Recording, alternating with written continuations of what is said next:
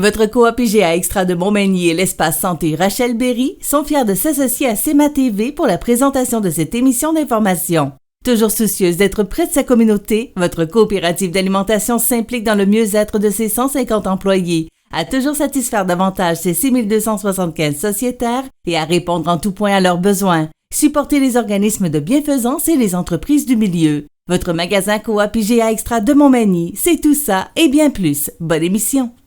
Les Caisses Desjardins de Montmagny-Lillet, fiers partenaires de l'émission Bonjour Côte-du-Sud. Tous ensemble, nous contribuons à faire rayonner des milliers de jeunes. Desjardins, toujours là pour faire briller la jeunesse.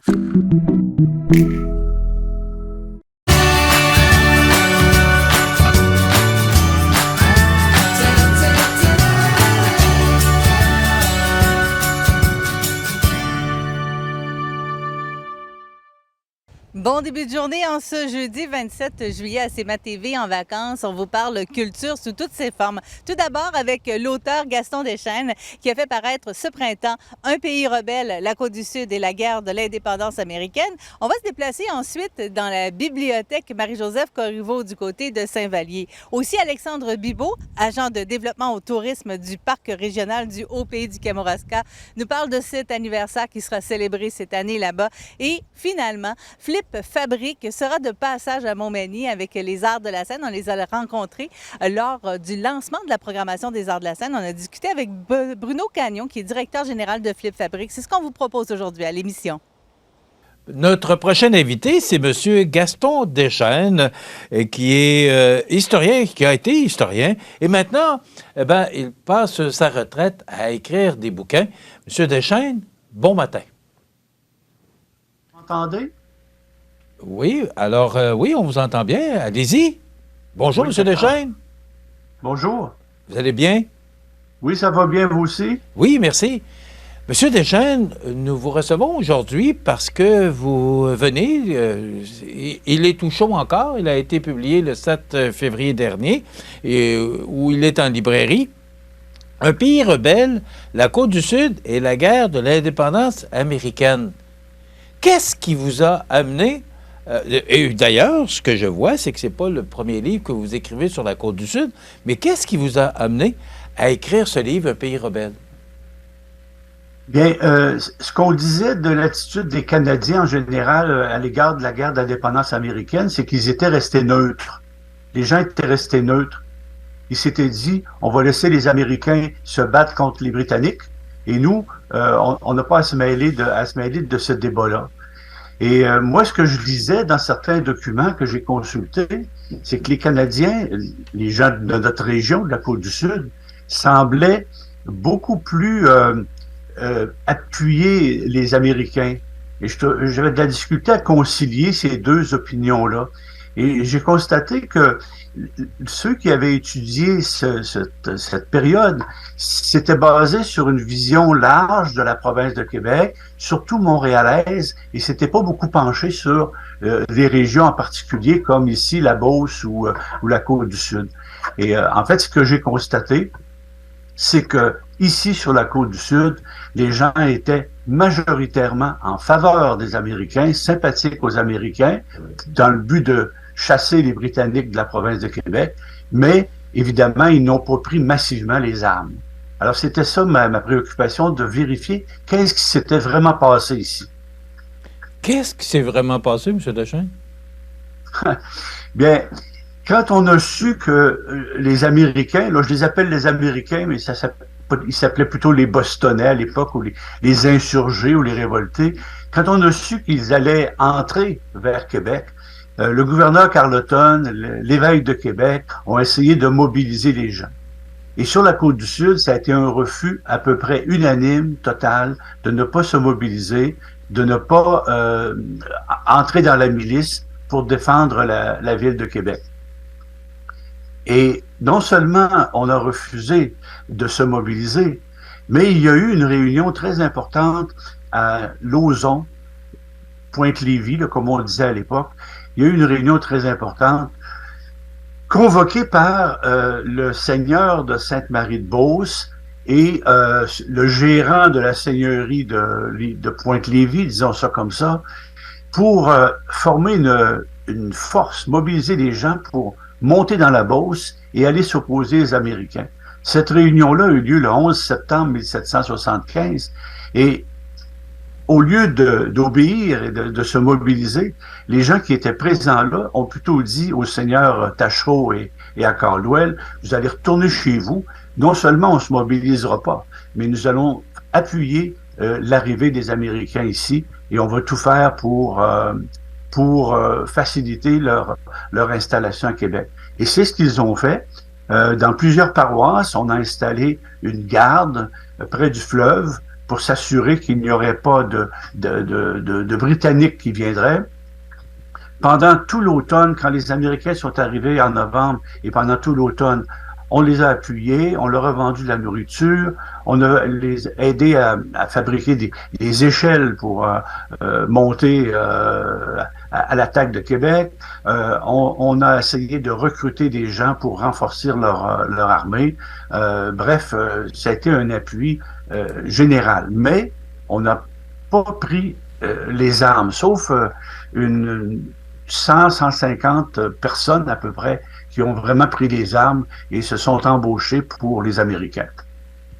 M. Deschênes, vous parlez de la Côte-du-Sud, mais est-ce qu'il y a que la Côte-du-Sud? Est-ce que, je ne sais pas moi, Saguenay, est-ce qu'il y a d'autres régions qui étaient concernées par cette histoire où il n'y avait que la Côte-du-Sud parce qu'on était plus près de la ville de Lévis et de la ville de Québec? Non, j'ai pas étudié spécifiquement d'autres régions, là, mais il y a eu une petite étude qui a été faite sur la Beauce, et la Beauce, ça a été à peu près la même chose, la région de Lotbinière, l'île d'Orléans, ces régions-là, pour parler seulement du qu'on appelait le gouvernement de Québec, la région de Québec, les populations-là ont eu à peu près les mêmes attitudes qu'ici. Ce qui est particulier sur la Côte-du-Sud, c'est qu'on avait deux recruteurs très importants, un nommé Pierre Ayotte, qui était de Kamouraska, et Clément Gosselin, qui était de la Pocatière, qui ont été des gens très, très actifs. Alors, dans la région ici, là, Gosselin, pour ne prendre que cet exemple, Gosselin s'était occupé de faire la propagande des Américains. Il faisait lire des proclamations devant les églises. Il a recruté des gens. Il a fourni de l'équipement et il s'est embauché lui-même. Et ce qui est intéressant de Gosselin, c'est que par la suite, quand les Américains ont retraité, ça a duré 6 mois le siège, hein, de novembre à mai 76. Et quand les Américains sont partis, Gosselin, avec d'autres, s'est joint aux États-Unis, aux Américains, et a fini la guerre d'indépendance avec eux, jusqu'en 1783. Et ça, c'est ce que j'ai découvert, ce que je ne savais pas, et j'ai découvert, identifié une quinzaine de gars de la Côte-du-Sud qui sont allés faire la guerre d'indépendance avec les Américains. Certains sont morts, d'autres ont déserté, et certains ont terminé jusqu'en 1783. Il y a un gars, entre autres, de Saint-François, un nommé Michel Arbour, qui a fait la plus longue période, s'est embauché à l'automne 75 et a duré jusqu'en 83.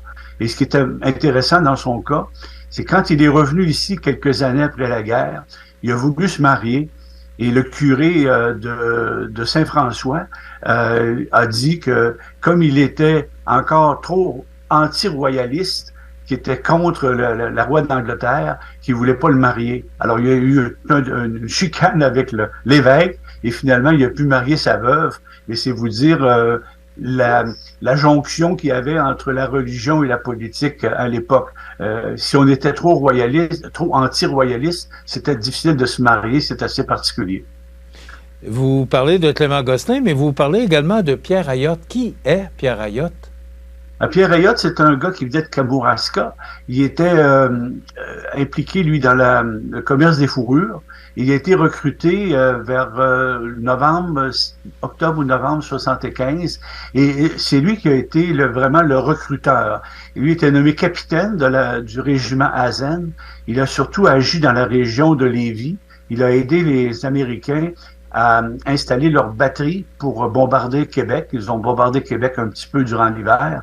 Et il a été pris par surprise à la fin de l'occupation, si on veut, juste avant le départ des Américains. Et il a été fait prisonnier. Lui, il a fait de la prison, on est sûr, pendant 6 mois. et il a été libéré sous promesse de ne pas prendre les armes. Il est resté plutôt tranquille durant la guerre. Mais quand la guerre a été terminée en 83, il a été harcelé par des gens à qui des gens qui lui avaient fourni des biens ou de la nourriture et à qui il devait de l'argent. Et il a dû s'en aller aux États-Unis après 1783. M. Deschênes, vous avez écrit d'autres ouvrages, dont L'année des Anglais, les origines littéraires de la Côte-du-Sud, les voyageurs d'autrefois sur la Côte-du-Sud, le mouvement patriote sur la Côte-du-Sud et Curiosités de la Côte-du-Sud. Donc, ce sont d'autres ouvrages. Est-ce que je comprends que vous êtes fasciné par ce qui s'est passé dans ces années-là comme historien? Est-ce que ces années-là, précisément, vous attirent particulièrement votre attention? Est-ce qu'il y a une raison? Ben, moi, je suis de Saint-Jean-Port-Joli. J'ai constaté il y a de nombreuses années que plusieurs aspects de l'histoire de la région de la Côte-du-Sud étaient méconnus, et surtout les aspects du genre de 1775, les aspects politiques, les aspects, disons, militaires, entre guillemets. Et je trouvais curieux de voir que, par exemple, dans les histoires de paroisses qu'on avait dans la région, les événements de la guerre de la conquête étaient très, très peu développés. Il y avait très peu d'informations. Et j'ai donc me suis mis à la recherche de documentation là-dessus. Dans le cas de l'année des Anglais de 1759, j'ai trouvé un document très important. Et je trouvais aussi que dans l'histoire des patriotes, on parlait peu de la région ici. C'est vrai qu'il n'y a pas eu d'arrestation, il n'y a pas eu de bataille, il n'y a pas eu de gens pendus ou à peu près, mais il y avait quand même un mouvement très bien représenté à Montmagny, d'ailleurs avec Étienne Pascal Taché, dont on vante ou on évoque la carrière de politicien père de la Confédération, mais il faut se rappeler que au moment de la rébellion, c'était le principal leader patriote de la région de la Côte-du-Sud, Étienne Pascal Taché, et Augustin Norbert Morin, qui lui venait de Saint-Michel, a été aussi un homme très actif. Mais ça a été des gens qui ont été plus modérés peut-être que ceux de Montréal. Ce livre-là, il est actuellement là, en librairie. Est-ce que vous avez d'autres, parce que ça commence à faire plusieurs ouvrages là, que vous écrivez, est-ce qu'il va y avoir une suite à Un pays rebelle? Une suite? Oui. Comment vous dites? Est-ce qu'il va y avoir une suite à Un pays rebelle? Parce que vous parlez beaucoup dans cet ouvrage de 75-76, des années 1700. Mais est-ce qu'il y a eu d'autres événements après ces années-là? Est-ce que vous allez nous apporter à un moment donné, puis nous arriver avec la suite d'Un pays rebelle? Sur ces aspects-là, comme Le pays rebelle, l'année des Anglais, là, je pense que je suis rendu pas mal au bout de au bout de mon inspiration. Mais j'ai d'autres projets sur l'histoire d'une famille d'Écossais à Saint-Jean-Port-Joli qui ont eu une distillerie au 19e siècle. Et enfin, il y a encore beaucoup d'aspects d'histoire de notre région qui sont méconnus, qui mériteraient un peu d'attention de la part d'historiens comme moi ou d'autres. Monsieur Deschênes, je suis content de vous avoir comme invité parce que, vous parlez beaucoup et vos ouvrages, vous le dites, là, vous êtes originaire de Saint-Jean-Port-Joli. Qu'est-ce qu'on peut retenir de l'histoire, comme historien, là, qu'est-ce qu'on peut retenir de la Côte-du-Sud? Principalement, là. Ah, qu'est-ce qu'on peut retenir? J'ai écrit une petite brochure il y a une trentaine d'années où j'avais mis en valeur c'est une région ancienne, c'est une région qui a un patrimoine historique très, très important. Le fait d'être divisé, cette région, en Chaudière-Appalaches et en Bas-Saint-Laurent, fait qu'on l'a un peu dépouillé de son unité. Il y a une très grande parenté entre ces paroisses, là, entre Lévis et Rivière-du-Loup. C'est une région qui a été très productive au point de vue littéraire. On a eu des grands littérateurs sur la Côte-du-Sud, des hommes un peu moins bien connus aujourd'hui, là, comme comme Casgrain, par exemple, ou Taché, Joseph-Charles Taché. On a eu tout un regroupement littéraire, un mouvement littéraire au 19e et au début du 20e siècle qui mériterait d'être mieux connu. Pour moi, la Côte du Sud est peut-être pas assez mise en valeur à cause de cette division-là. Elle est comme perdu sa personnalité, si on veut.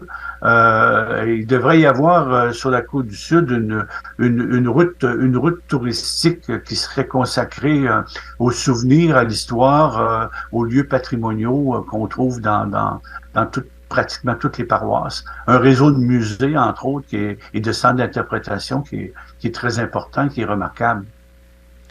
Écoutez, c'est très intéressant. C'est déjà terminé, mais moi, j'adore l'histoire et cette période est très intéressante. Donc, votre livre, il est en librairie actuellement et j'espère que vous allez en écrire d'autres et j'espère qu'on va vous recevoir encore pour en parler. Un pays rebelle... J'espère bien. Pardon? J'espère bien. Oui. Un pays rebelle, la Côte du Sud et la guerre de l'indépendance américaine. Monsieur Gaston Deschênes, merci d'avoir été avec nous. Merci beaucoup. Voilà. Merci. Alors, ce livre est disponible depuis le 7 février. Je vous le rappelle, Un pays rebelle, la Côte du Sud et la guerre de l'indépendance américaine. Gaston Deschênes, auteur, et c'est quelqu'un de notre région, originaire de Saint-Jean-Port-Joli. Il est historien, ou il a été historien à l'Assemblée nationale pendant plus de 30 ans. La municipalité de Saint-Vallier a fait beaucoup de travaux dans son église. Entre autres, ce printemps, on faisait l'inauguration de la bibliothèque Marie-Joseph Corriveau. Nous nous sommes rendus sur place rencontrer Alain Vallière, le maire de Saint-Vallier, et également Monique Rochefort, responsable de la bibliothèque. On vous permet une petite visite de cette église. Perdu dans les rues, au bout de ton sang. Just wonder who the hell you think you are. I never said you could steal my car. Se sentir accompli dans le regard des voisins, pour se rendre compte qu'au fond ça remplit rien.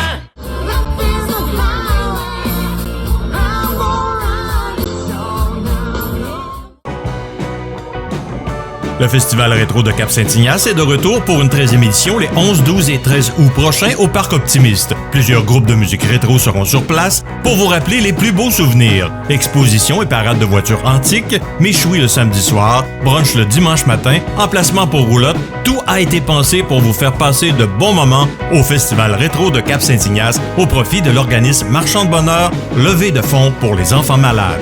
On vous attend.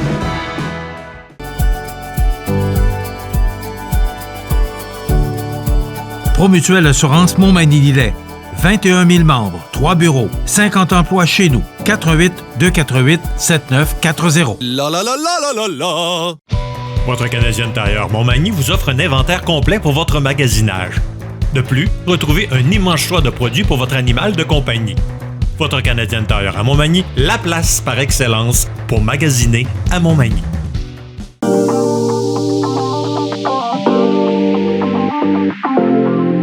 Fringues et Futé, la destination incontournable pour découvrir nos designers québécois. Plus de 50 marques en boutique. fringuesfuté.com.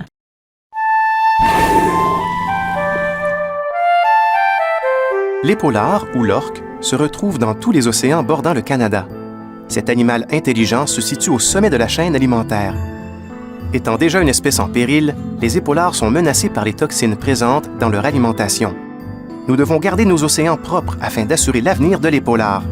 Pour en savoir davantage sur l'épaulard et sur les façons dont vous pouvez le protéger, visitez le ffdp.ca.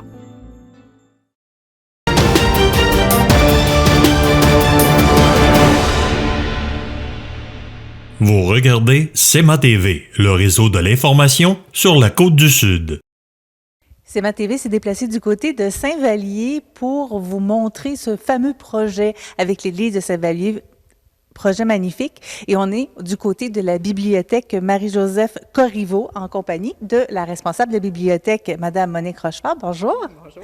Et bien sûr de Monsieur le maire de Saint-Vallier, Monsieur Alain Vallière. Bonjour. Bonjour et bienvenue à Saint-Vallier. Merci. On va débuter avec Madame Rochefort pour nous parler justement. On va se promener avec Monsieur Vallière tout à l'heure, mais là, on va parler de la bibliothèque. Si elle était où, la bibliothèque, avant? Elle était en dessous de l'église, ni plus ni moins, à côté de la salle municipale. Et puis, comme il y avait besoin des locaux, ben, on a déménagé pour s'en revenir ici par après. Donc, c'est pour le mieux? Oui, pour le mieux. Ah oui, beaucoup mieux. Pouvez-vous nous la présenter, cette bibliothèque? Oui. La bibliothèque, ça fait déjà 36 ans, certains qu'elle existe, même peut-être plus. On a été la majeure partie du temps ici, au sol de l'église. Et dans le projet de l'église, il était convenu que la bibliothèque s'en viendrait ici, dans la sacristie, anciennement. C'est un espace absolument magnifique, un grand espace que vous avez maintenant pour cette bibliothèque. Oui. Qu'est-ce que vous pensez faire avec cet espace? J'espère que ça va devenir un troisième lieu, comme on appelle, que les gens vont pouvoir en profiter pour venir lire, s'installer, peut-être même prendre un café à l'occasion, et aussi l'heure du conte pour nos jeunes, qu'on devrait remettre sur pied bientôt. Donc, plusieurs activités qui vont repartir et qui vont s'installer ici? Oui, oui, effectivement. Donc, on invite les gens à venir prendre possession de ce lieu magnifique qui est la bibliothèque Marie-Joseph Corriveau. Donc, c'est très simple. Vous savez où est l'église? Oui. Vous savez où est la bibliothèque? Bien, on va parler du projet de l'église maintenant avec M. Vallière. M. Vallière, ça a commencé comment, ce projet-là? Bien, c'est un projet qui a été initié en 2011 avec la fabrique qui avait levé le bras pour dire, nous, on a des problèmes de financement. Et à ce moment-là, la municipalité s'était penchée sur l'idée de voir qu'est-ce qu'on ne pourrait pas faire. Un comité de réflexion s'est mis en œuvre et 13 personnes se sont engagées à travailler sur ce comité-là.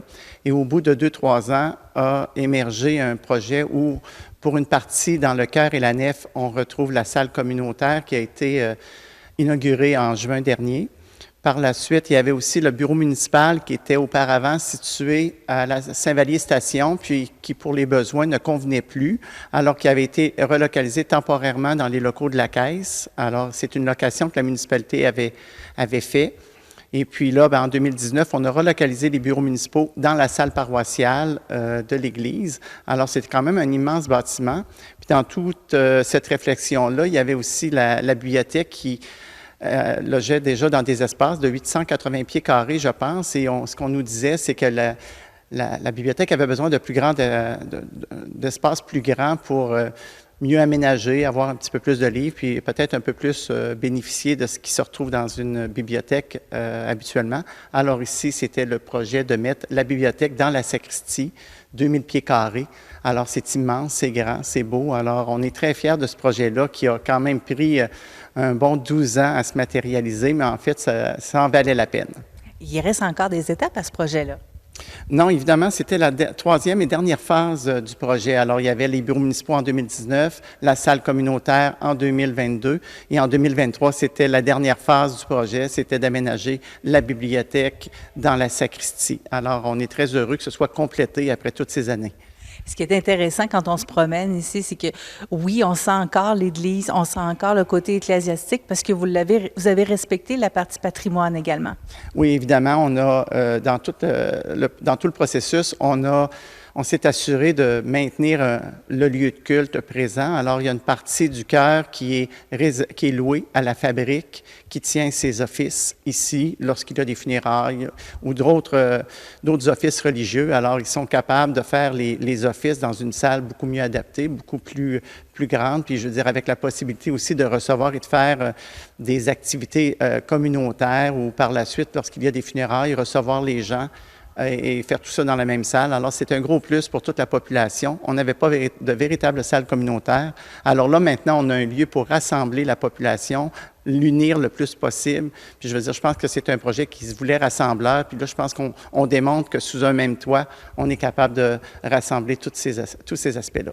Je pense qu'on peut parler d'une belle réalisation pour cet espace qui a été créé, autant pour la bibliothèque que le bureau municipal et la salle municipale à côté. Donc, félicitations. On invite les gens à venir faire un tour du côté de Saint-Vallier. Même ceux qui n'habitent pas ici, venez voir, c'est vraiment magnifique et c'est bien réfléchi. Monsieur Vallière, Madame Rochefort, merci. Le Parc régional du Haut-Pays du Kamouraska célèbre un anniversaire cette année. On va en discuter dans quelques instants à CMA TV en vacances avec Alexandre Bibeau, qui est agent de développement au tourisme pour le Parc régional du Haut-Pays du Kamouraska. Santé, beauté, photo. Votre Jean Coutu de Montmagny, c'est tout ça et encore bien plus. Jean Thibault et toute son équipe du Jean Coutu de Montmagny sont fiers de s'associer à CMA TV dans la présentation de la pouponnière et profitent de l'occasion pour féliciter les heureux parents. Le Festival rétro de Cap-Saint-Ignace est de retour pour une 13e édition les 11, 12 et 13 août prochains au Parc Optimiste. Plusieurs groupes de musique rétro seront sur place pour vous rappeler les plus beaux souvenirs. Exposition et parade de voitures antiques, méchoui le samedi soir, brunch le dimanche matin, emplacement pour roulotte. Tout a été pensé pour vous faire passer de bons moments au Festival rétro de Cap-Saint-Ignace au profit de l'organisme Marchand de Bonheur, levée de fonds pour les enfants malades. On vous attend. Votre magasin Coop, c'est un large éventail de fruits et légumes, des gâteaux personnalisés, des mets cuisinés préparés sur place, des bouchées à votre service, des charcuteries et des fromages, des poissons frais à tous les jours, des produits locaux, sans oublier le comptoir Yuzu Sushi Express et les nouvelles caisses libre-service. Un large inventaire de bières de microbrasserie, une fraîcheur garantie à chacune de vos visites. Venez vivre la différence. Achetez local à votre magasin Coop IGA Extra de Montmagny. Perdu dans les rues, au bout de ton sang. Just wonder who the hell you think you are. I never said you could steal my car. Se sentir accompli dans le regard des voisins, pour se rendre compte qu'au fond ça remplit rien.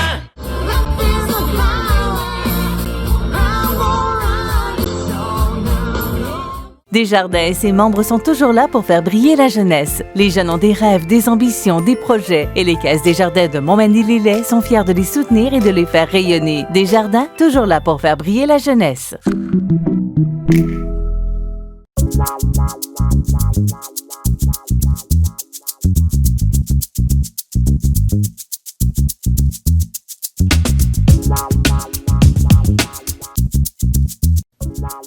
Chez Matériaux Blanchette à Saint-Pamphile, nous sommes à la recherche actuellement d'un mécanicien industriel avec plusieurs horaires.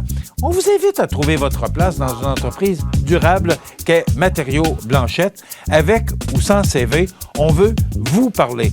Alors, vous pouvez nous contacter au 418 356 33 44 au poste 543 ou encore faire parvenir votre CV à rh.pamphile@matériauxblanchette.ca. Mécanicien industriel avec plusieurs horaires, c'est ce qu'on recherche chez Matériaux Blanchette à Saint-Pamphile.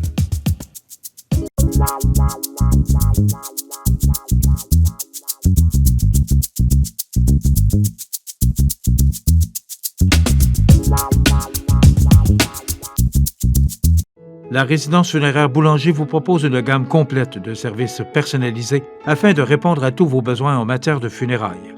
Nous vous fournissons des installations de services innovants qui répondent en évolution des familles d'aujourd'hui. Nous prenons soin de vous afin que vous puissiez vous concentrer sur ce qu'il y a de plus important, votre famille, vos amis et vous-même. Salon funéraire adapté pour votre plus grand confort, grand stationnement et facilité d'accès. La résidence funéraire Boulanger, pour bien faire dans la dignité. Le réseau de télévision CMA TV vous présente les avis de décès. À l'hôpital de Montmagny, le 24 juin 2023, à l'âge de 79 ans et 10 mois, est décédé M. Georges-Henri Bourgault, époux de Dame Marie-Josée Robichaud. Il demeurait à Saint-Jean-Port-Joli. Il était le fils de feu Dame Yvonne Chouinard et de feu M. Arthur Bourgault. De sincères remerciements sont adressés aux membres du personnel de 3e étage de l'hôpital de Montmagny, particulièrement au Dr Julien Roy-Talbot, ainsi qu'à celui de la résidence Agibourgo de Lillet pour leur accompagnement et les bons soins prodigués. Vos témoignages de sympathie peuvent se traduire par un don à la Fondation de l'Hôtel-Dieu de Montmagny. Les membres de sa famille vous accueilleront à la résidence funéraire de la Durantais et Fils, 4 Chemin du Roi-Ouest, Saint-Jean-Port-Joli, le samedi 29 juillet 2023 à compter de midi. La célébration aura lieu le jour même à 14h au même endroit, suivi de l'inhumation de ses cendres au cimetière paroissial sous les étoiles. Pour renseignements ou messages de condoléances, Maison funéraire de la Durantais et Fils, Cap-Saint-Ignace, Lillet, Saint-Jean-Port-Joli et Saint-Pamphile. À l'hôpital de l'Enfant Jésus de Québec, le 26 juin 2023, à l'âge de 67 ans, est décédé M. Mario Guillemette, fils de feu M. Roger Guillemette et de Dame Rita Proux. Il demeurait à Montmagny. La famille accueillera parents et amis à la Maison funéraire Laurent Normand du 115 rue Saint-Louis, Montmagny, le samedi 29 juillet 2023 à compter de 9h. Une prière d'adieu aura lieu par la suite à 11h au salon funéraire. Les cendres seront déposées au cimetière de Montmagny. La famille désire remercier tout le personnel soignant de l'Hôtel-Dieu de Lévis et du CHU de Québec, particulièrement Dr Christopher Lemieux et Laurie Lavoie, infirmière de greffe. Vos témoignages de sympathie peuvent se traduire par un don à la Fondation du CHU de Québec ou également à la Société de leucémie et lymphome du Canada. La direction a été confiée à la Maison funéraire Laurent Normand, 115 rue Saint-Louis, Montmagny. Aux familles éprouvées, la direction et le personnel du réseau de télévision CEMA TV offrent leurs plus sincères condoléances. Vous regardez CEMA TV, le réseau de l'information sur la Côte-du-Sud. Notre prochain invité, Alexandre Bibeau, qui est agent de développement en tourisme du Parc régional du Haut-Pays de Kamouraska. Alexandre, bonjour. Oui, est-ce que vous nous entendez bien, Alexandre? Bonjour, bonjour. Oui? Oui, je vous entends bien. Il y a une petite ratée au niveau d'Internet. J'ai un petit délai, mais ça devrait aller. OK. Alors, on va essayer de faire avec. Les nouvelles technologies, des fois, sont pas parfaitement au point, mais quand même, on est content de vous avoir avec nous pour nous parler de ces 10 ans pour le Parc régional du Haut-Pays de Kamouraska. 10 ans, Alexandre, ça veut dire que on peut parler de succès, parce que quand on fête les 10 ans, ça veut dire qu'on a passé 10 bonnes années et on est fiers de souligner ces 10 ans d'existence du Parc régional. Absolument. Oui, c'est vrai que 10 ans, c'est déjà un accomplissement. Au moment de créer le projet du Parc régional, la MRC de Kamouraska se doutait peut-être pas de ce qu'allait devenir le Haut-Pays et le Parc régional dans 10 ans. Mais c'est clair qu'on est vraiment fiers d'être rendu où ce qu'on est aujourd'hui, de voir où ce que le territoire est rendu aujourd'hui et de voir qu'on a encore des belles années devant nous là, pour réaliser d'autres projets. Alexandre, qu'est-ce qu'on voulait faire quand on a initié ce parc régional-là? C'était quoi l'objectif premier? C'est une bonne question. En fait, le parc régional est né, on fête son 10e anniversaire cette année, mais le projet, le travail a commencé avant ça. Les élus de l'époque, avec Yvon Soucy comme préfet, leader de ce projet-là, ont été en France en mission pour aller voir d'autres modèles de développement rural pour pouvoir s'inspirer. Ils ont été visiter le parc naturel régional du Gâtinais français. Puis c'est sur ce modèle-là que se sont inspirés les élus de l'époque pour créer le parc régional.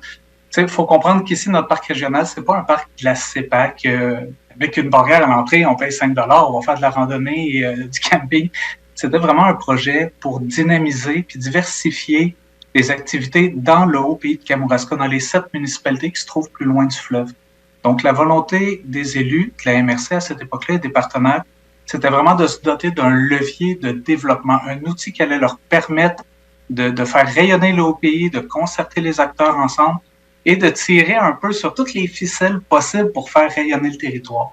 Puis, ça venait aussi avec une enveloppe qui s'appelle le Fonds de soutien aux territoires en difficulté, le FSTD. Puis, les 17 municipalités, les 17 maires, le Conseil des maires de l'époque, a pris une décision audacieuse et plutôt rare dans le monde municipal en décidant de réserver ce qui aurait pu être divisé aux 17 pour les 7 municipalités du Haut-Pays. Puis donc, ça a permis au Parc régional, à la MRC, de soutenir des projets, une trentaine, pour le Haut-Pays. Je vous parle un peu du passé avant de vous emmener dans le présent, là, mais d'embarquer autant de municipalités, autant de maires, autant de monde, c'était un coup de force là, de la part de ces gens-là qui ont initié ce projet-là. Je lève mon chapeau à tous les jours à l'équipe qui était en place à ce moment-là, aux élus, et particulièrement à Yvon Soucy, le préfet de l'époque. Je pense qu'il a été un très bon leader pour pour mener cette vision-là à terme, puis la rendre, la concrétiser. Puis oui, ça prenait de l'audace pour rassembler autant d'élus, autant de gens sur ce concept-là. Surtout que c'était pas un concept de parc régional, on va dire habituel, qu'on est habitué de voir au Québec, tandis que là, on est vraiment dans un modèle qui inclut les municipalités, qui inclut les gens, les bénévoles, les entreprises. Donc, on est vraiment plus là pour les faire rayonner, pour parler d'eux autres et de les accompagner éventuellement dans leurs projets. Aussi de servir d'interface entre le milieu et la MRC et les différents services de développement qui existent dans le territoire. 10 ans plus tard, avant de parler des activités là, qui auront lieu pour souligner ce 10e anniversaire, 10 ans plus tard, on fait le bilan comment? Est-ce que la synergie est encore aussi présente, aussi forte qu'elle était il y a 10 ans? Bonne question, ça aussi. Il y a eu des, comment je pourrais dire ça? Il y a eu des cycles, il y a eu des époques. Si les 3-4 premières années, jusqu'en 2015, c'était une époque où on gérait une belle enveloppe budgétaire, on recevait des projets, on les appuyait. Un jour, l'enveloppe s'est épuisée. Donc, la dynamique a changé. Autour de 2015 jusqu'en 2018-2019, c'était vraiment l'ère, on va dire, des communications. Donc là, ça a été la création de l'enseigne, le logo du parc, on a commencé à s'afficher un peu plus sur le terrain, on a fait un dévoilement public. Donc, petit à petit, c'est les gens qui se sont appropriés le projet. On a senti que la dynamique se déplaçait plus au niveau des communautés. Aujourd'hui, ben là, on voit l'émergence d'entreprises, l'arrivée des néo-ruraux aussi massivement depuis 2-3 ans. Et puis là, tout à coup, on a un jardin maraîcher qui ouvre à Saint-Onésime-d'Exoire qui s'appelle le Jardin du Haut-Pays. Le camp musical baptise une de ses salles de concert la salle du Haut-Pays. Glénis-Ouellette, les petits régals des bois qui élèvent des sangliers, produit le pâté du Haut-Pays. Donc, tout à coup, le Haut-Pays existe non plus seulement comme un concept ou une idée qui émane de la MRC, mais c'est vraiment les gens qui se l'approprient, c'est vraiment les personnes. Et surtout là où on constate, à votre question, qu'est-ce qu'on voit comme évolution et comment on peut le constater, c'est qu'ici, on n'entend plus parler de l'arrière-pays. Et ça, c'est une grosse différence parce que déjà dans l'imaginaire et dans la posture qu'ont les gens quand ils parlent de leur coin de territoire ou de leur entreprise, de dire « Hey, moi, je suis un producteur du Haut-Pays, j'habite le Haut-Pays », ça vient avec une dose de fierté.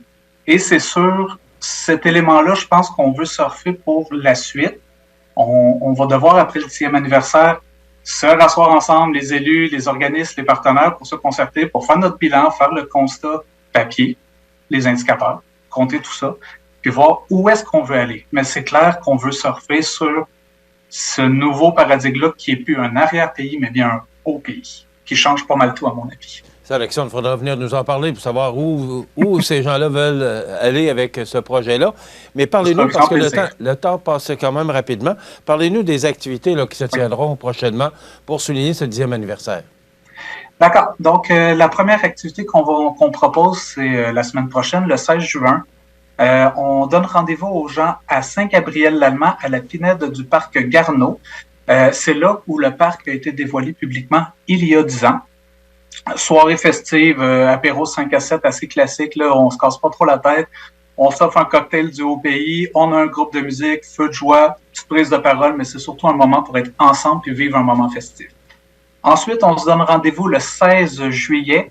Cette fois-là, ça va être pour la tournée du Haut-Pays et des œuvres d'art public. Il faut savoir qu'en 2022, il y a eu un appel de projet pour l'art public dans le Haut-Pays. Il y a 8 grandes œuvres qui ont été réalisées puis installées dans les 7 municipalités du Haut-Pays. Puis moi, ce que je propose aux gens ce jour-là, c'est on part en autobus de Saint-Pascal à 8h30. On va faire le tour du Haut-Pays, des 7 municipalités du Haut-Pays. Puis on revient ensuite, si on veut bien, à destination. Et on va aller sur les lieux où il y a les œuvres d'art public en compagnie des artistes qui vont nous présenter leurs projets. On va pouvoir interagir avec eux, parler des œuvres. Puis, entre chaque œuvre, moi, je vais m'occuper d'organiser, d'animer un tour guidé et raconter 10 ans d'anecdotes et de transformations sur le Haut-Pays. Parce que dans un autre projet, j'animais les tours guidés Expérience Kamouraska. Donc, c'est aussi une façon de rendre ce tour guidé-là disponible pour les gens. Et il y a le 4 septembre et le 30 septembre, là, en fin de compte, c'est qu'on va clore probablement les festivités de ce 10e anniversaire, c'est ce que je comprends? Exactement. Le 4 septembre, on se joint à la Borderie pour un marché à la ferme. Il faut savoir que dans le Haut-Pays, le volet qui est le plus dynamique, qui est le plus en effervescence, c'est tout le domaine bioalimentaire. avec plus d'une trentaine d'entreprises qui ont ouvert dans les 5 dernières années, qui touchent le monde gourmand, que ce soit en mycologie, en lien avec les champignons forestiers, des maraîchers, apiculteurs, vignobles. Donc, on va leur rendre hommage. On se joint à un marché qui est vraiment magnifique, qui est super, à Saint-Joseph de Kamouraska, le 4 septembre. Puis nous, on va être là pour animer le marché, pour être en interaction avec les gens, puis peut-être leur faire découvrir aussi des choses qui seraient disponibles lors du marché. Et on organise le dernier, il nous manque encore des détails, il reste des choses à ficeler, c'est le 30 septembre. On veut organiser une journée de la culture du Haut-Pays, où là, on va s'inspirer des thèmes comme l'histoire, le patrimoine pour animer des activités. Et un autre volet du Haut-Pays qui est très actif, c'est les ateliers d'art, la création. Il y a beaucoup de gens qui déménagent dans le Haut-Pays, qui ouvrent leur atelier. On aimerait leur rendre hommage avec une journée, peut-être une galerie d'art éphémère, une journée d'exposition pour mettre en lumière les artisans et les artistes du Haut-Pays. Ce que je comprends, Alexandre, c'est que si on veut avoir de l'information pour toutes ces activités, pour souligner le 10e anniversaire, si la population veut participer, on doit communiquer là, avec la MRC de Kamouraska. Avec la MRC de Kamouraska, on peut me contacter via la page Facebook du Parc régional du Haut-Pays de Kamouraska, qui est vraiment la page, c'est là qu'on va chercher nos informations quotidiennes. On peut communiquer avec moi à mon adresse courriel de la MRC, abibo@mrckamouraska.com ou par téléphone. Et il faut réserver pour l'activité du 16 juillet, le tour guidé. Le 16 juin, le 5 à 7, c'est ouvert à tous. Puis les autres activités sont ouvertes à tous. Alexandre Bibeau, agent de développement en tourisme du Parc régional du Haut-Pays de Kamouraska, merci beaucoup d'avoir été avec nous et bon succès pour vos activités. Merci pour l'invitation. Bonne journée tout le monde. Vous regardez CEMA TV, le réseau de l'information sur la Côte-du-Sud.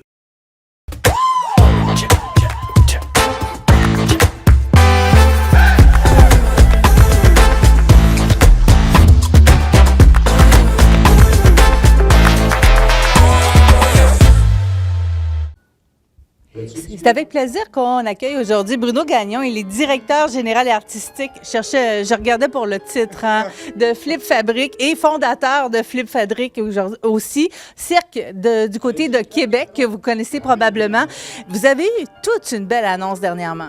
En effet, ça a été annoncé au grand jour, ça fait déjà presque un mois. Puis là, les dates qu'on annonce, entre autres, ici à Montmagny, à l'Arène Montmagny, le 25 mai, bien, ça va, il y a de plus en plus de dates qu'on va pouvoir dire, parce qu'en effet, c'est un projet qu'on a dans les cartons, ça fait 2 ans. Et puis, comme ça fait 10 ans que je cours après Robert Lepage, c'est sûr qu'on avait hâte de le dire, là, tu sais. Fait que non, c'est un beau projet. Et je me semble que c'était un naturel. C'est quoi? Vous êtes allé lui parler de lutte et il a dit oui tout de suite? Bien, c'était plus compliqué que ça un petit peu. Ben, en fait, il est venu voir notre spectacle. En fait, la caserne d'Alousie, jadis Ex Machina, la compagnie productrice de Robert Lepage, c'est eux qui nous ont accueillis pour faire notre premier spectacle il y a 12 ans, il y a 11 ans. Donc, il est venu voir le spectacle. J'ai rencontré Robert à ce moment-là, la première fois. Puis, de fil en aiguille, j'ai reconnu la Ex Machina, son agente, sa sœur Linda. Après ça, le diamant est venu, tout ça. Fait qu'on a quand même gardé un lien très proche. Et, ben oui, c'était à chaque année que je me disais, bon, ben, comment on disait, j'ai été persévérant, je dirais, à travers les années pour tout le temps demander à Linda, bon, mais là, quand est-ce qu'on fait de quoi avec Robert? Puis finalement, tout d'un coup, on a eu le support du conseil, le ministère de la Culture. Et ben, je me suis ramassé dans le bureau à Robert. Et puis là, on s'est mis à brainstormer. Puis très rapidement, les photos de lutte sont apparues. Alors, je me suis rendu compte que c'était un grand gala de lutte de fou qu'on allait produire ensemble. Là. Parce qu'il avait déjà dit qu'il voulait faire un spectacle sur la lutte, mais c'est un début, dans le fond, avec vous, là. Bien, au Diamant, il y a plusieurs galas de lutte. Alors, d'habitude, ce qu'on pourrait voir dans les sous-sols d'églises ou dans les endroits un peu moins prestigieux. Un peu underground. Peut-être underground, exactement. C'est l'habitude qu'on a, ou du moins l'image qu'on se fait de gala de lutte. Et puis là, ben, d'arriver au Diamant, en place, en plein centre-ville, en face du Palais Montcalm, là, à Québec, je veux dire, c'est assez renommé. Là. C'est quand même, déjà, c'est un, excusez-moi l'anglicisme, mais c'est un statement. Ça veut dire beaucoup là, que d'amener ce public-là au Diamant.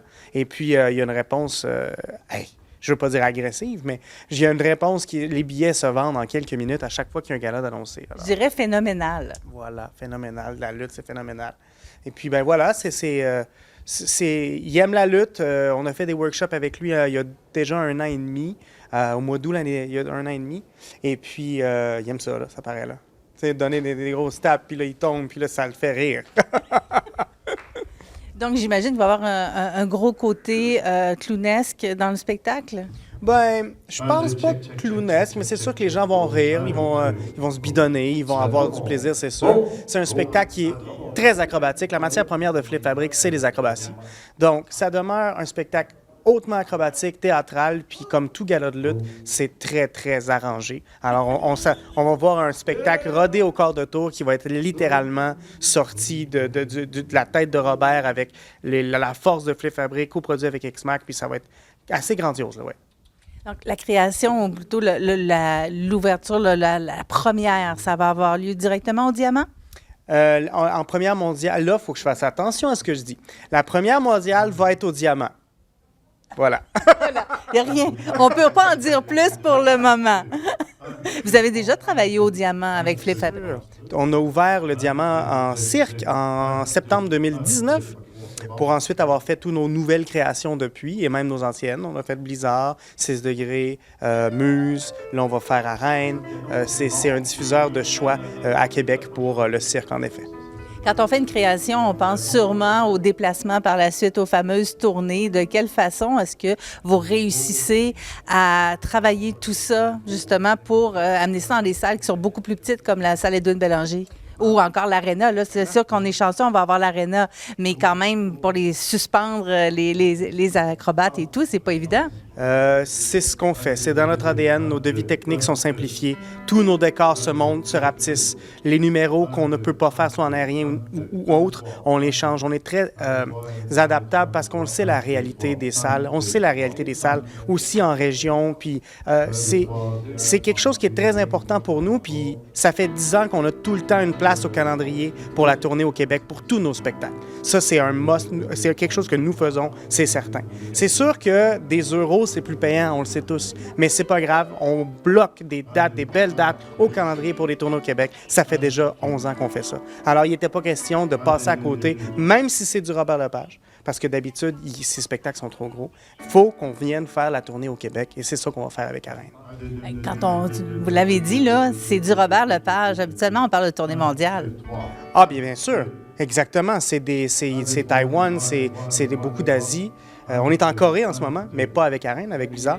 Et puis, non, mais c'est sûr qu'une tournée mondiale va s'en suivre. Là, c'est d'arrimer les agents de tout le monde. C'est quand même de grosses organisations que de faire une coproduction avec Ex Machina et Flip Fabric. Ça paraît peut-être pas, mais nous, on a 24 artistes puis on est 8 au bureau, donc on est une 30 à 35 l'été. Puis Ex Machina, c'est à peu près la même chose. Ils sont beaucoup de gens qui travaillent là-dessus. Alors, c'est d'arrimer les deux forces et puis de faire une production. Là. C'est difficile de parler d'un spectacle qui n'est pas encore créé, quand même. Bien, surtout avec Robert, le processus créatif est à peu près 99,9 % en création. Alors, la pré-production, la pré-écriture est simili-absente. Alors oui, c'est sûr que là, je vous dis ce que je sais parce que c'est tout ce que je sais. C'est pas nécessairement que je peux pas le dire. C'est qu'on n'a pas commencé le travail encore, puis on va commencer en septembre cette année. Bon, on va falloir nous suivre là, sur le site Internet de Flip, sur nos réseaux sociaux. C'est sûr qu'on va donner des vidéos. On est rendu où? Finalement, l'acrobate sur le fil, est-tu capable?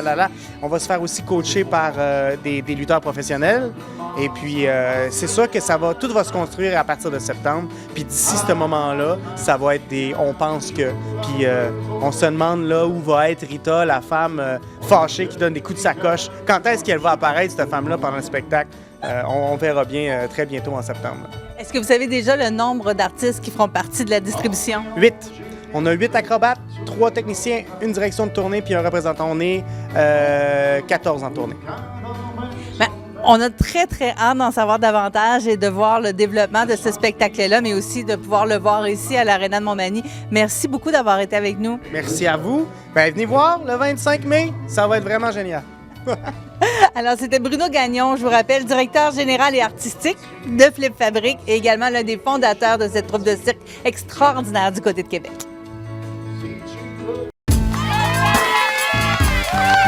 Je m'appelle Flavien, je suis ambassadeur de la prudence pour les amputés de guerre.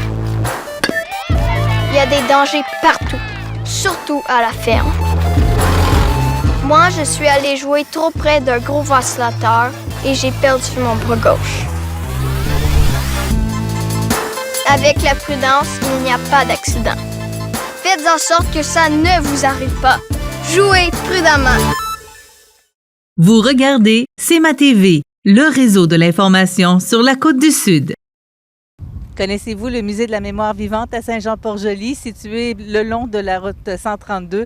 Bien, il est ici depuis maintenant 15 ans et pour nous en dire davantage, j'ai avec moi Bianca Roy, qui est directrice générale de l'établissement. Bonjour Bianca. Bonjour. Pouvez-vous nous expliquer un peu tout d'abord qu'est-ce que c'est ce musée?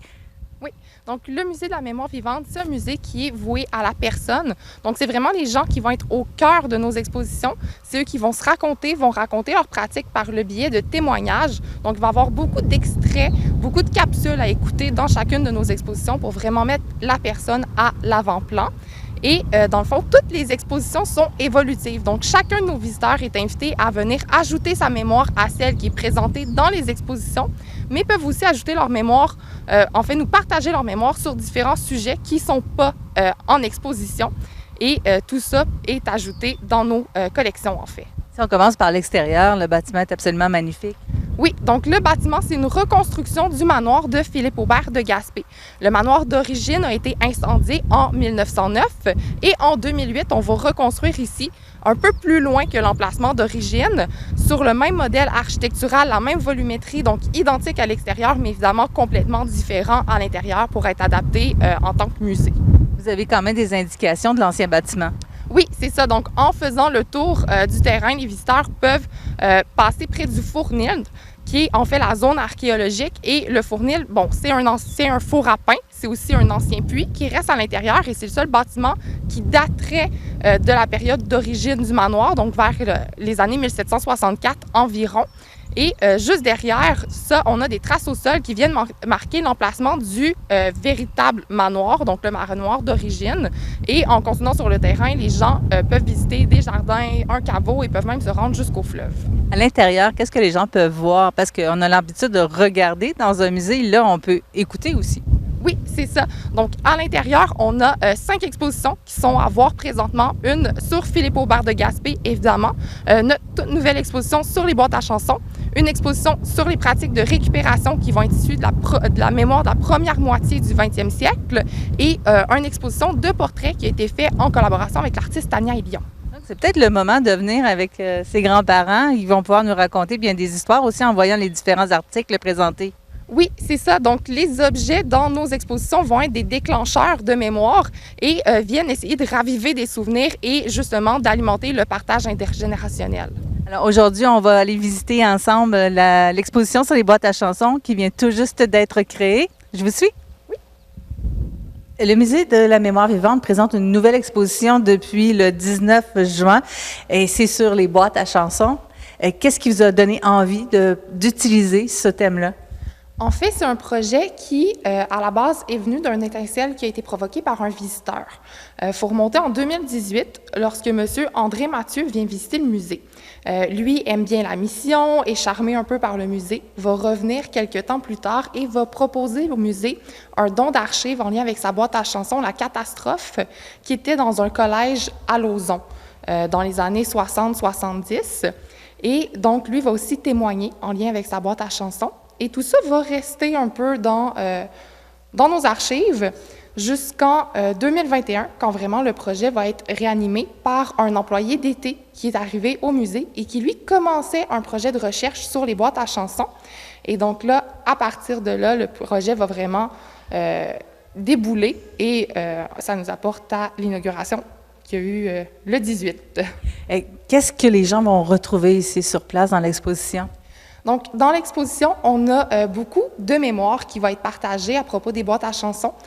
On a fait 42 témoignages spécialement pour cette exposition-ci. C'est des artistes, des propriétaires de boîtes à chansons, des spectateurs qui ont été rencontrés vraiment pour l'exposition et qui vont nous partager leur regard du phénomène. Donc, on va comprendre c'était quoi l'ambiance dans une boîte à chansons, on va comprendre comment les propriétaires des boîtes à chansons allaient approcher les différents artistes parce que souvent, les gens vont être très jeunes. On a des propriétaires de boîtes à chansons qui avaient 17 ans à l'époque et qui approchaient, disons, Félix Leclerc pour venir chanter dans leur boîte à chansons. Donc, c'est C'est des gros artistes parfois qui se faisaient approcher par des gens très, très jeunes pour aller performer dans des tout petits milieux. Les boîtes à chansons vont souvent avoir une capacité d'environ 100 de personnes. Donc, c'est vraiment très, très petit comme local. Et les prix des spectacles vont être aussi très petits. On a, dépendamment des années, des spectacles à 25 sous. On a des spectacles à 2 $ aussi du billet. C'est un véritable réseau, finalement, les boîtes à chansons. Vous m'expliquez que le gap entre ce que vous avez, les possibilités que vous avez recensées de boîtes à chansons au Québec est quand même assez énorme. Oui, c'est ça. Donc, selon les écrits, au Québec, il y aurait eu entre 75 et 2000 boîtes à chansons. C'est un écart assez majeur. Nous, pour l'exposition, on a essayé d'en faire un recensement et on a réussi à en recenser 129 jusqu'à maintenant, qui sont présentés sur une carte interactive dans l'exposition. Et en fait, tous les visiteurs sont invités à nous aider à documenter les boîtes à chansons. Donc, que ce soit en nous donnant des informations à propos de celles qui sont déjà présentées sur la carte ou en nous proposant des boîtes à chansons qui ne le sont pas pour qu'on puisse faire des recherches et les ajouter. On pourrait peut-être dire que vous cherchez aussi des anciens spectateurs des boîtes à chansons pour avoir des témoignages. Oui, c'est ça. En fait, tout le monde qui a connu l'époque des boîtes à chansons est invité à venir visiter l'exposition et à nous partager leur mémoire en lien avec les boîtes à chansons. Oui, parce que c'est un peu plus difficile hein, que vous m'expliquiez d'avoir ce genre de témoignage-là. Oui, c'est ça. En fait, pour les propriétaires, les artistes, ça a été relativement facile de trouver les témoignages. Au niveau des spectateurs, la plupart des gens ont l'impression qu'assister à un spectacle, c'est pas vraiment une mémoire qui vaut la peine d'être partagée. Pourtant, pour les gens qui ont accepté de partager cette mémoire-là, ça vient vraiment enrichir l'exposition. C'est des très beaux souvenirs qui, pour les gens comme moi qui n'ont pas connu l'époque des boîtes à chansons, nous permettent de vraiment nous replonger dans l'époque. Alors voilà, c'est une invitation. L'exposition est disponible jusqu'à quand? Jusqu'en 2025. Donc, les gens ont 2 ans pour venir nous visiter. Évidemment, on vous invite à venir nous visiter avant la fin de l'exposition, surtout si vous voulez partager votre mémoire. Merci beaucoup, Bianca. Ça fait plaisir.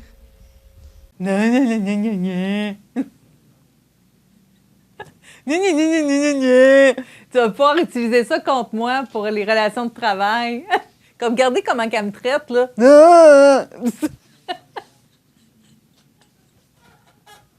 Hey, j'espère. Hey, arrête l'enregistrement tout de suite pour être sûr de ne pas te tromper puis que ça reste. Faudra pas que tu oublies de couper des niaiseries, tu sais.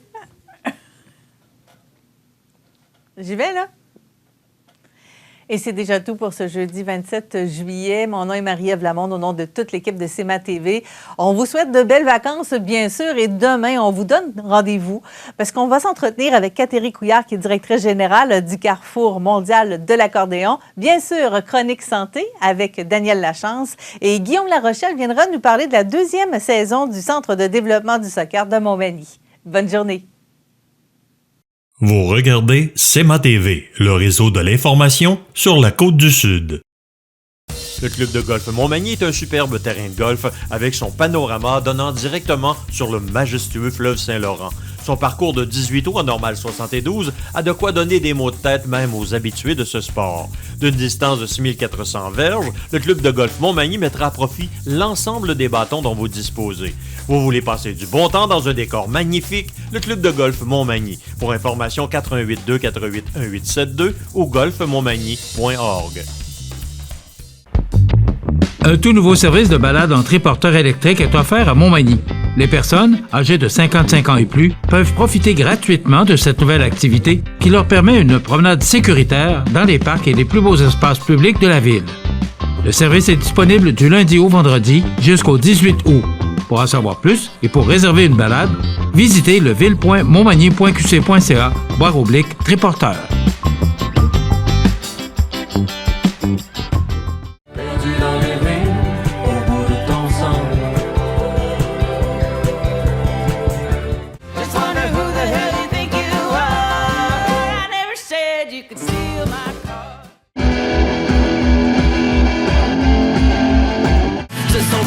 Accompli dans le regard des voisins pour se rendre compte qu'au fond ça remplit rien.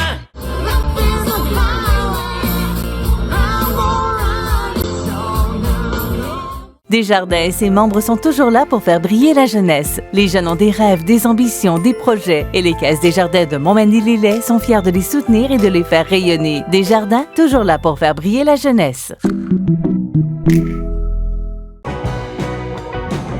Le Festival rétro de Cap-Saint-Ignace est de retour pour une 13e édition les 11, 12 et 13 août prochains au Parc Optimiste. Plusieurs groupes de musique rétro seront sur place pour vous rappeler les plus beaux souvenirs. Exposition et parade de voitures antiques, méchouis le samedi soir, brunch le dimanche matin, emplacement pour roulotte, tout a été pensé pour vous faire passer de bons moments au Festival rétro de Cap-Saint-Ignace au profit de l'organisme Marchand de Bonheur, levée de fonds pour les enfants malades. On vous attend.